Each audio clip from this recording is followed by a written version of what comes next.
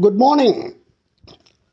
இன்றைக்கி நாம் ஸ்போக்கன் இங்கிலீஷை தமிழ் மூலமாக எப்படி கற்றுக்கிறதுன்னு பார்க்கணும்.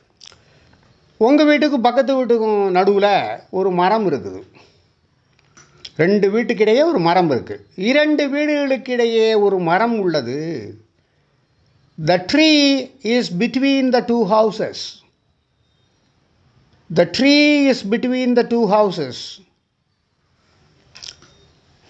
அப்புறம் ஸ்கூலில் 3 பாடத்தை மொழியை படிக்க சொல்கிறாங்கன்னு வச்சுக்கோ. அப்போ நீ தமிழ் படிப்பை ஏற்கனவே இங்கிலீஷும் படிக்கிற, 3வது ஒரு மொழி எடுத்துக்கணும் அப்படின்னு சொன்னால் காலேஜில் என்ன எடுத்துக்க போகிற? எது ஒன்றா எடுத்துக்கலாம். Hindi, Sanskrit, French, German.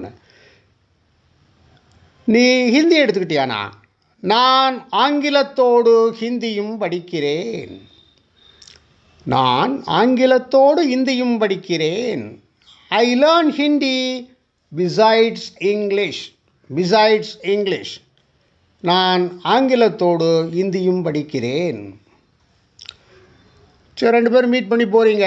அதுக்கப்புறம் எப்போ 2 பேரும் சந்திப்பீங்கன்னு ஃப்ரெண்ட்டை சொல்லணும். நான் சனிக்கிழமை உன்னை சந்திக்கிறேன். நான் சனிக்கிழமை உன்னை சந்திக்கிறேன்.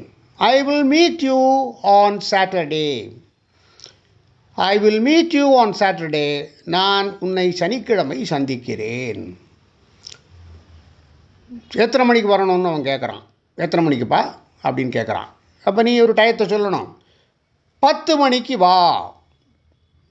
10 மணிக்கு வா. Come at 10 o'clock.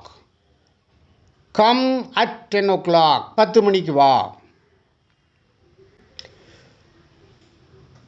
உன் தம்பி இருக்கான், காலையில் 5 மணிக்கு எழுந்திரிச்சிருவான் அப்படின்னா அப்போ சூரியன் உதிச்சிருக்குமா? உதிச்சிருக்காது. அப்போது அவன் சூரியன் உதிக்கும் முன் எழுந்து விட்டான். அவன் சூரியன் உதிக்கும் முன் எழுந்து விட்டான். He got up before sunrise.